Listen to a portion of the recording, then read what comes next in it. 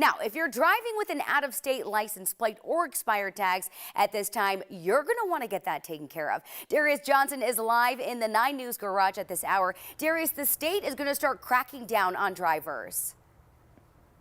Hey there, Erica. Good morning. I can tell you that drivers who fail to register their cars in time will now be fined $25 a month up to $100. You'll also have to pay back the taxes from that point in time that you were due to actually register your car. So we're talking a lot of money here, and that's already a lot of money even if you were one of those who avoided a citation. I can tell you so far this year, the city of Denver alone has already issued 16,000 citations to cars parked on public streets with expired tags. Now, with this new law taking effect March 1st, penalties are increasing across the state. New Colorado residents only have 90 days to register their car. They'll have to show proof of their move date, and if they're late, they'll owe back taxes as well. The state DMV estimates around 92,000 people move to Colorado every year, and most of those people don't register their car.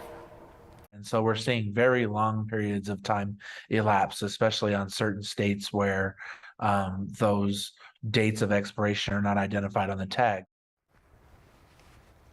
All right, so we reached out to a couple local DMV branches throughout the Denver metro area.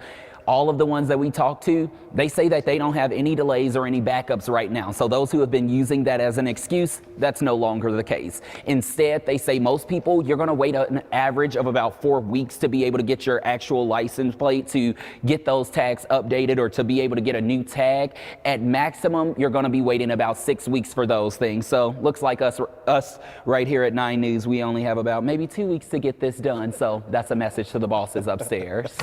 You know, Darius, I know so many people have pushed for this for so long because they're frustrated by seeing these expired tags. But at the same time, they were using this excuse of, oh, well, they're delayed anyway, but not anymore. No, they're not delayed anymore. You just have to go. I know a lot of people complain about how much money it is, but you got to have your car registered, you got to be legal, and you have to avoid a lot of the citations that you will get if you are parked on a public street. Yeah, we're going to talk about where you got those tickets from coming up here, Darius. You're you know, I went through a couple of cars in the lot. Alrighty. They're other people's tickets, I see. When you ask Darius a question, you're going to get an answer. All right, Darius, thank you. Well, today you're going to start getting your ballots for the Denver election, and just in time for tonight's mayoral debate hosted by 9 News. This is our second debate for this race. It'll air live on KTVD at 7 p.m. The 2-hour event runs commercial free. It will also be streaming on 9 News Plus. 11 candidates will be participating. 9 News commissioned a Survey USA poll of likely Denver voters with our partners at Colorado Politics, the Denver Gazette, and MSU Denver. These are the candidates polling between 2 and 5% that you see on your screen. Jim Walsh is not one of those 11. The CU political science professor is running on a progressive platform. He's focusing on returning land to the descendants of people wrongfully displaced. Are you talking about private property takings? How would that work? So there's been some examples of this happening nationwide in small incremental ways when there's been a clear example of a family whose land has been taken wrongly.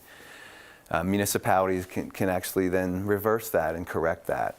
I think Denver should be a part of that movement. I think we have the racial wealth gap in the United States means that the average black household has 1/14 the wealth and assets of the average white household, 1/14. And that's a legacy of a long history of slavery and Jim Crow and redlining. So I believe Denver has an obligation to be a part of that movement in incremental ways. I'm not talking about massive ways, but incremental ways, symbolic ways. Walsh also says Colorado is living through a law and order backlash to the social justice protests of 2020, and he warned that low-income communities are being targeted.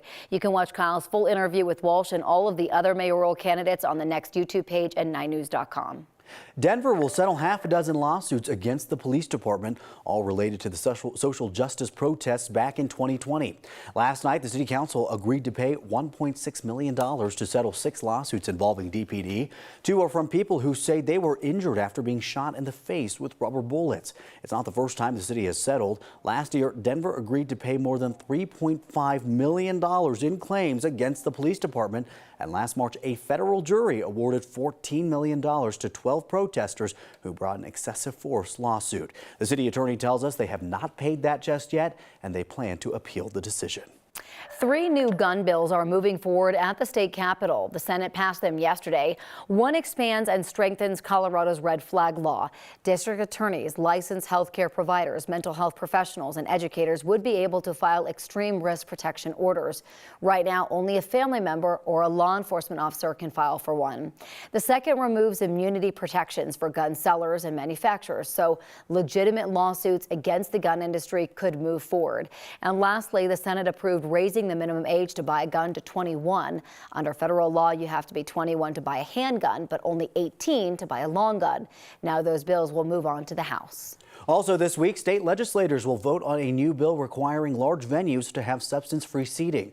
The bill would require venues like Ball Arena, Red Rocks, and Empower Field to offer seating where alcohol, tobacco, and other substances are banned.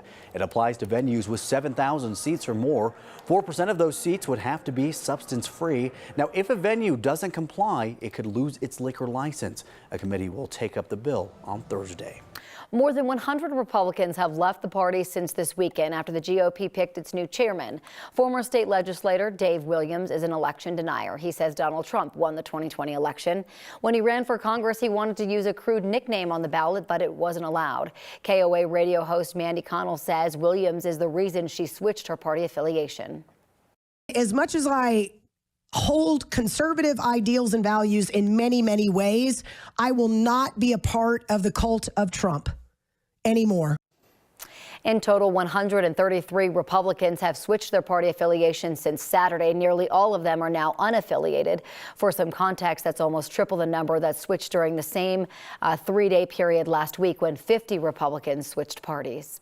All of this could have implications in future elections. Since 2018, unaffiliated voters have been allowed to vote in primaries. They can choose to vote in either the Republican or Democratic primary, but not both. The new GOP chair plans to fight that law.